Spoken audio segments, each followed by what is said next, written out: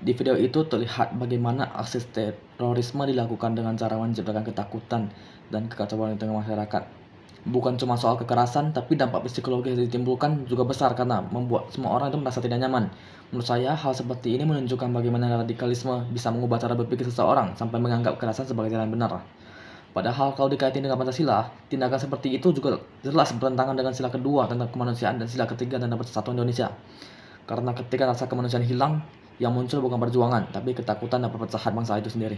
Di sini sudah saya buat website untuk menjelaskan pencegahan radikalismenya ya teman-teman. Jadi website ini saya buat dengan tujuan membahas radikalisme dan dampaknya terhadap masyarakat, terhadap lingkungan, serta pentingnya menjaga toleransi dengan mengutamakan nilai Pancasila. Pengertiannya, radikalisme itu adalah paham ekstrem yang menolak perbedaan dan dapat berkembang menjadi intoleransi hingga kekerasan. Radikalisme itu sering ditandai dengan kebencian, baik itu kebencian terhadap suatu sistem sehingga mereka berencana untuk mengubah tatanan sistem itu sendiri. Contohnya ketika suatu golongan tidak senang dengan suatu negara, mereka berminat untuk menggulingkan pemerintahan itu sendiri atau melaksanakan aksi terorisme untuk mengambil alih negara itu. Dampak dari radikalisme itu dapat memecah persatuan, menciptakan rasa takut pada masyarakat, dan merusak stabilitas sosial masyarakat itu sendiri.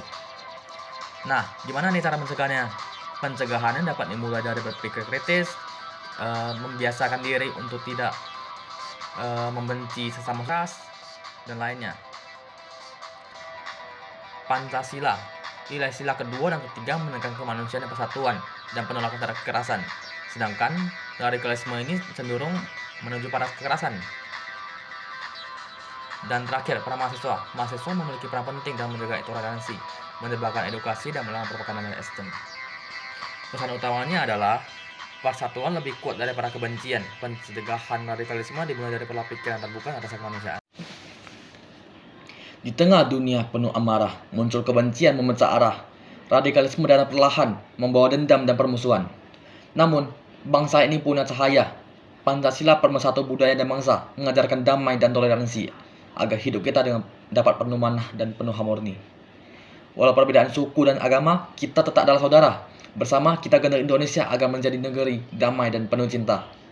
Ayo lawan kebencian dengan rasa percaya, menjadi penerang bagi kita untuk mewujudkan Indonesia yang sejahtera.